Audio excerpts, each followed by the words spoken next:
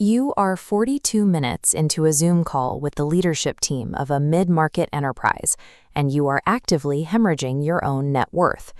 You have spent the meeting detailing the exact server deployment strategy required to untangle their bloated CRM infrastructure. You think you are proving your competence, but you are actually handing them the keys to your expertise for free. Diagnosis is the architectural blueprint. Execution is just moving bricks. Most fractional executives give the blueprint away to secure the bricklaying contract. When you deliver the strategy before the wire transfer clears, the prospect takes that schematic to a cheaper agency for implementation. Selling execution leads to a commodity race to the bottom. The true, unassailable margin lives exclusively in the diagnosis. Instead of an unpaid, meandering strategy session where the prospect dictates the pace, you mandate a paid systems audit. You reframe their vague request for help into a localized emergency that requires immediate, paid triage. You identify the exact API bottlenecks killing their response times as a prerequisite for any further engagement. Forcing a high-ticket transaction at the absolute front of the funnel filters out corporate tire kickers and instantly elevates your positioning from a vendor to a peer. You are charging for the blood work. Delivering the how without securing a financial commitment drops the perceived value of your expertise to zero. You lose your leverage the moment they assume the hard part is over. Most client intake forms are compliant documents built to placate the prospect. Your new intake form must function as a highly structured, weaponized interrogation designed to trigger their immediate, acute financial anxiety. Use the Trojan horse questionnaire to systematically dismantle their unearned swagger. You are engineering a scenario where they discover their own operational bleeding in real time under your supervision. You ask brutally precise, highly technical questions that you know for a mathematical fact they cannot answer. Ask for the exact monthly cost in gross revenue of the manual data entry errors occurring between their lead capture forms and their sales sequences. They do not know the answers. When the C-suite realizes they cannot quantify foundational revenue leakage, they are forced into a state of naked vulnerability. They realize they are flying a commercial airline blindfolded directly into a mountain. An authority evaluates if the prospect is worthy of being saved. This creates an asymmetric power dynamic where you are no longer competing against other executives, but against their own terror of operational failure. You build a moat of friction around your calendar. After a verbal agreement, you introduce frictional onboarding to guarantee absolute dictatorial control over the project's parameters. Halt the momentum to demand full, unrestricted root access to their cloud environment and unredacted P&L statements. You do not send the contract until these assets are surrendered. By forcing them to jump through a flaming hoop to secure the privilege of paying you, they subconsciously surrender their authority. They have accepted your operational dominance before the work officially begins. The epiphany has taken root, and the CEO is sold. Then he leans forward and delivers the 7 deadliest words in enterprise sales. Please submit this to our procurement department. The request for proposal process functions as a bureaucratic meat grinder. It is designed to strip you of your unique methodology and flatten your premium pricing into identical gray spreadsheet tabs. Risk-averse HR departments use these tenders to force a race to the bottom. Participating in an RFP is an outright admission of extreme weakness. To bypass this system entirely, you need the full operational framework linked below. When an RFP is mentioned, you execute a hard, violent pivot. Refuse to participate. Tell them that submitting a commoditized proposal for a failing infrastructure is professional malpractice, and offer to withdraw your audit findings entirely.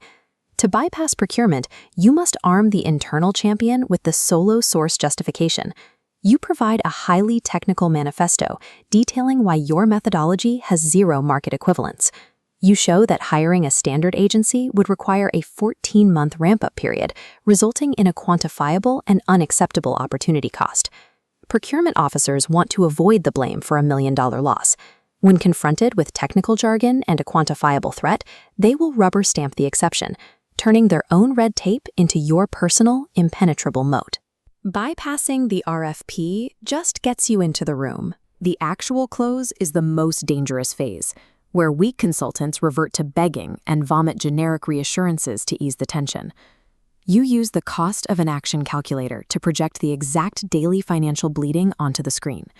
You let the absolute horror of the math settle over the boardroom until they realize they aren't paying a vendor, they are buying a tourniquet. When the CEO tries to drag you into tactical execution details to regain control, you execute the tactical ignorance maneuver. You answer their questions by reflecting their own failures back at them, forcing them to admit that their internal fixes have been fundamentally worthless. You deliver the price for the architectural build and the 6-month minimum commitment flatly, like a terminal medical diagnosis. Then, you deploy the vacuum protocol. Physically mute your microphone and take your hands off the keyboard. Human psychology abhors a vacuum. The tension will escalate until the prospect is forced to break the silence, often negotiating against themselves and justifying the expenditure to their own team. Once they acknowledge the necessity of the fee, you transition instantly to the prescriptive pivot. You do not ask for the sale, you dictate the cure. State that the diagnosis is complete and deployment begins Monday at 800 hours. Demand root access and a signed agreement by tomorrow morning to lock the timeline. Clinical silence strips the C-suite of their defenses. You force them to weigh your fee directly against their unmitigated losses until they convince themselves of your absolute necessity. Hourly billing is a self-imposed prison that punishes efficiency. If you solve a $400,000 problem in 6 minutes, charging for your time is a grotesque failure of operational leverage. Use the value anchoring matrix to price the delta between their current hemorrhage and future operational margin.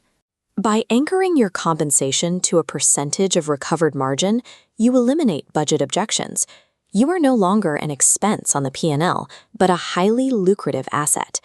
You disarm risk-averse CFOs with an unconditional 30-day opt-out clause. You front-load your profit into a non-refundable architectural fee for the first month, making their eventual cancellation irrelevant to your balance sheet. The moment your workflows become the sole engine driving their expansion, you demand the equity kicker. If you build the machine that prints their money, you take a royalty, an equity stake. Ensures you aren't collecting a flat fee while founders exit for millions using your infrastructure. Fatal flaw of competent executives is trying to justify a massive retainer through immediate frantic execution. The moment you are judged by the quantity of your output rather than the integrity of your architecture, you have lost the engagement. Turnaround architects price the structural integrity of the finished skyscraper. They decouple their compensation from the manual labor required to swing the hammer. You sell the engineered certainty of the outcome before committing a single line of code. This is the ghost deliverable. Clients buy risk mitigation. You soothe their terror with the proof of concept mirage, a high-level demonstration of the methodology that doesn't require immediate heavy lifting. Deliver a rigid architectural blueprint, mapping metadata matrices and revenue projections. When the board sees the logic of your technical infrastructure, the actual generation of content becomes a mere formality. Within the first 7 days, you deploy a quick win injector, a tactical strike designed purely to generate a sudden spike in cash flow. This proves your presence generates explosive capital and buys you months of strategic breathing room. You monetize the piece you created through the Trojan horse upsell. You expose that your front-end success has created a back-end bottleneck that only your next architectural blueprint can fix. They are now in a structural hostage situation. They cannot fulfill the new cash flow without buying your expansion. Once the machine is humming, execute the advisory board pivot. You unilaterally slash your base retainer while obliterating your time commitment, transitioning from a tactical laborer to a strategic advisor with a 90-minute monthly meeting. The final mechanism is the referral engine. You mandate introductions to other elite CEOs by telling your current clients you are closing your portfolio, granting them the exclusive privilege of allocating your restricted bandwidth. By detaching your time from your value and architecting an inescapable expansion, you transform a localized operational fix into a multi-million-dollar self-perpetuating annuity.